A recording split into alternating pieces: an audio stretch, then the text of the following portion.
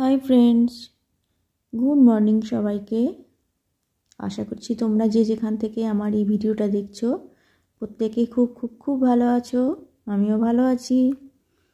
আজকে আমি তোমাদের সাথে একটা নতুন রেসিপি নিয়ে চলে আসলাম। দেখে বুঝতে পারছো এটা কি রেসিপি? হ্যাঁ, ঠিকই ধরেছো, এটা হচ্ছে দই কাতলা। আমি বাড়িতে ঠিক এইভাবে দই কাতলাটা বানাই, তাই তোমাদের সাথে একটু শেয়ার করতে আসলাম। যদি তোমরা কেউ নতুন বন্ধু হয়ে থাকো তাহলে সাবস্ক্রাইব, শেয়ার এবং লাইক করে আমার সঙ্গে থেকে যেও। আর যারা পুরনো বন্ধু তোমরা তো আমার সঙ্গেই আছো, পাশে আছো, সবাইকে অনেক অনেক ভালোবাসা। তাহলে চলো রেসিপিটা শুরু করা যাক। দেখো, মাছগুলো আমি ভালো করে ধুয়ে নিয়েছিলাম, নুন হলুদ মাখিয়ে নিয়েছিলাম। এবারে আমি কড়াইয়ে তেল দিয়ে, তেলটা যখন দেখলাম গরম হয়ে গেছে, মাছগুলো ছেড়ে দিলাম। মাছগুলোকে একটু আমি লাল লাল করে ভেজে নেব। দেখো, এই মাছগুলো আমার প্রায় ভাজা হয়ে গেছে। আমি এগুলোকে তুলে রাখলাম।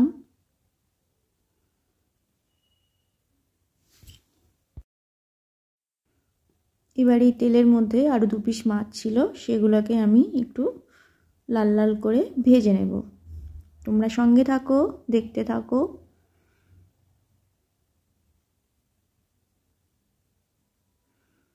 দেখো, মাছের এক পিঠ ভাজা হয়ে গেছে। আমি মাছটা এবার উল্টে দিলাম অপর পিঠটা ভাজার জন্য।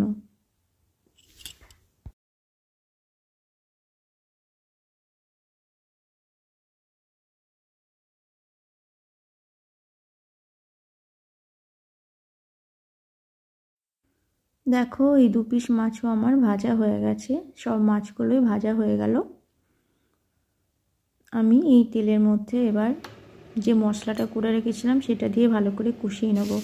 আমি এই মশলার মধ্যে দিয়েছিলাম 2টো পেঁয়াজ, 5 কোয়া মতো রসুন, একটু আদা, টমেটো, ধনে গুঁড়ো, জিরে গুঁড়ো এবং 2 চামচ মতো টক দই দিয়েছিলাম। দিয়ে মশলাটা আমি ভালো করে কষিয়ে নিচ্ছি। দেখো, মশলাটা কত সুন্দর ফুটছে তেলের মধ্যে। আমি এখানে সামান্য কাশ্মীরি লঙ্কা গুঁড়ো দিয়েছিলাম। কালারটা দেখে তোমরা নিশ্চয়ই বুঝতে পারছো, একটু লাল মতো হয়েছে। এর সাথে একটা টমেটো গোটা দিয়েছিলাম, যার জন্য আরেকটু লাল হয়েছে। দেখো, আমার মশলাটা প্রায় কষানো হয়ে গেছে। মশলা থেকে তেল ছেড়ে দিয়েছে।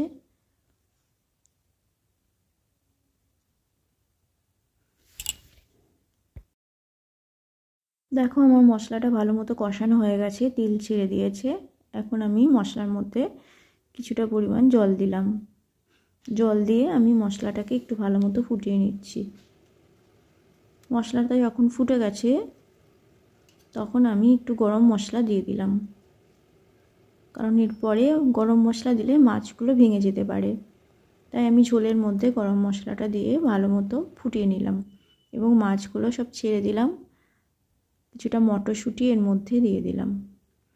দেখো, আমার মাছের রেসিপি প্রায় কমপ্লিট হয়ে গেছে। কেমন হয়েছে প্লিজ কমেন্ট করে জানিও। ভালো লাগলে সঙ্গে থেকো, একটা করে লাইক করো, কমেন্ট করো। আজকে তাহলে আসি, টাটা।